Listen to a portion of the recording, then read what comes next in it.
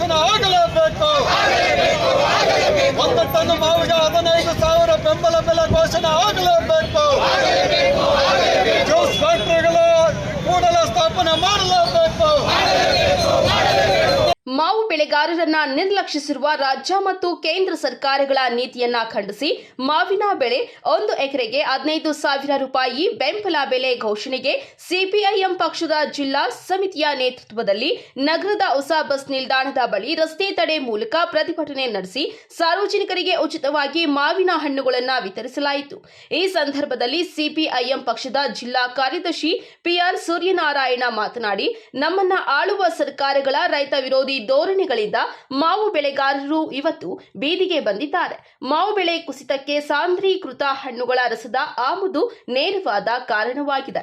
ಆಂಧ್ರಪ್ರದೇಶ ಮತ್ತು ತಮಿಳುನಾಡು ಜ್ಯೂಸ್ ಫ್ಯಾಕ್ಟರಿಗಳ ಮೇಲೆ ಅವಲಂಬನೆ ಆಗುವುದು ಬಿಟ್ಟು ತಮ್ಮದೇ ರಾಜ್ಯದಲ್ಲಿ ಜ್ಯೂಸ್ ಫ್ಯಾಕ್ಟರಿಗಳನ್ನು ಆರಂಭಿಸಬೇಕು ಎಂದು ಒತ್ತಾಯಿಸಿದ್ದಾರೆ. 1 ಟನ್ ಮಾವಿಗೆ 15,000 ಬೆಂಬಲ ಬೆಲೆ ಘೋಷಣೆ ಆಗಲೇಬೇಕು. ಜ್ಯೂಸ್ ಫ್ಯಾಕ್ಟರಿಗಳು ಕೂಡಲೇ ಸ್ಥಾಪನೆ ಮಾಡಲೇಬೇಕು. ಕೈಗಾರಿಕೆಗಳ ಸ್ಥಾಪನೆ ಆಗಲೇಬೇಕು. ಕೈಗಾರಿಕೆಗಳ ಸ್ಥಾಪನೆ ಆಗಲೇಬೇಕು. ಜಿಲ್ಲಾದ್ಯಂತ ಕೃಷಿ ಆಧಾರಿತ ಕೈಗಾರಿಕೆಗಳಿಗೆ ಕೇಂದ್ರ ರಾಜ್ಯ ಸರ್ಕಾರಗಳು ಕಾರಣರಾಗಿರುವುದಕ್ಕೆ ಧಿಕ್ಕಾರ. ನಿಜವಾಗ್ಲೂ ಕೈಗಾರಿಕೆ ಮಾಡಲಿಕ್ಕೆ ಕೊಡ್ತಾ ಇಲ್ಲ. ಹಾಗಾಗಿ ಇವತ್ತು ಸಹಕಾರಿ ರಂಗದಲ್ಲಿ ಇವತ್ತು ಜ್ಯೂಸ್ ಫ್ಯಾಕ್ಟರಿ ಆಗಬೇಕಾಗಿದೆ. ಇವತ್ತು ರಮೇಶ್ ಕುಮಾರ್ ಅವರು ಮಾಜಿ ವಿಧಾನಸಭಾ ಸ್ಪೀಕರ್ ಮಂತ್ರಿಗಳು ಎಂದು ಹೇಳಿದರೆ, ತಿರುಪತಿ ದೇವಸ್ಥಾನದಲ್ಲಿ ಜ್ಯೂಸ್ ಕೊಡಿ, ನಮ್ಮ ಶಾಲೆಗಳಲ್ಲಿ ಜ್ಯೂಸ್ ಕೊಡಿ, ಎಲ್ಲ ಮುಜರಾಯಿ ದೇವಸ್ಥಾನಗಳಲ್ಲಿ ಜ್ಯೂಸ್ ಕೊಡಿ ಅಂತ ಹೇಳ್ತಾರೆ. ಸ್ವಾಮಿ ಎಲ್ಲಿಂದ ಮಾಡಿ ಎಲ್ಲ ಕಡೆ ಕಳಿಸಿ. ಇವತ್ತು ಹಾಲಿನ ಒಕ್ಕೂಟ ಇವತ್ತು ವ್ಯವಹಾರ ಮಾಡಲಿಕ್ಕೆ ಸಾಧ್ಯ ಆಗಿದೆ. ಆ ರೀತಿಯಲ್ಲಿ ಮಾಡ್ತಾ ಇದ್ದೀವಿ. ಇವತ್ತು ಕೂಡಲೇ ಏನು ಇವತ್ತು ಕ್ಯಾಬಿನೆಟ್ ಮೀಟಿಂಗ್ ಬಹುಶಃ ನಾವೆಲ್ಲ ಈ ಮಾವಿನಕಾಯಿ ಚಿಕ್ಕಬಳ್ಳಾಪುರ ನಂದಿಬೆಟ್ಟ ಕೆತ್ಕೊಂಡು ಹೋಗ್ತೀವಿ ಅಂತೇಳಿ ಇಲ್ಲಿ ಕೋಲಾರದಲ್ಲಿ ಅವ್ರ ಮನೆಗಳ ಮುಂದೆ ನಾವು ಸುರಿತೀವಿ ಅಂತ ಭಯ ಪಟ್ಟು ಇವತ್ತು ನಂದಿಬೆಟ್ಟದಲ್ಲಿ ಶಾಶ್ವತ ಅಲ್ಲ ಅಧಿಕಾರ.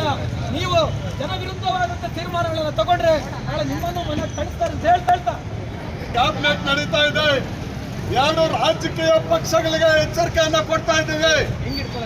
ಈಗಾಗಲೇ ಬೆಂಬಲ ಬೆಲೆ ಘೋಷಣೆಯನ್ನ ಕರ್ನಾಟಕ ಸರ್ಕಾರ ಈಗಿನ ಕಾಂಗ್ರೆಸ್ ನೇತೃತ್ವದಲ್ಲಿರುವ ಕೊಡ್ತಾ ಇದ್ದೀವಿ. ನೀವು ರಾಜ್ಯ ಸರ್ಕಾರದ ಮೇಲೆ ಪಟ್ಟು ತೋರಿಸ್ತಾ ಇದ್ದೀರಾ, ಇವರು ಕೇಂದ್ರ ಸರ್ಕಾರದ ಮೇಲೆ ಪಟ್ಟು ತೋರಿಸ್ತಾ ಇದ್ದೀರಾ. ನೀವಿಬ್ಬರು ಕೂಡ ಈ ಜಿಲ್ಲೆಯ ಜನರನ್ನು ಮೋಸ ಮಾಡ್ತಾ ಇದ್ದೀರಾ ಅಂತೇಳಿ ಎಚ್ಚರಿಕೆಯನ್ನು ಕೊಡ್ತಾ ಇದ್ದೀವಿ. ಈ ಸಂದರ್ಭದಲ್ಲಿ 1-2 ನಿಮಿಷ ಜಿಲ್ಲಾ ಕಾರ್ಯದರ್ಶಿ ಮಂಡಳಿ ಸದಸ್ಯರಾಗಿರ್ತಕ್ಕಂಥ ಗೀತಾ ಅವರು ಮಾತನಾಡಬೇಕು ಅಂತ ಹೇಳಿ ವಿನಂತಿ ಮಾಡ್ತಾ ಇದ್ದೀವಿ. NM Suresh, MM TV news, Srinivaspur.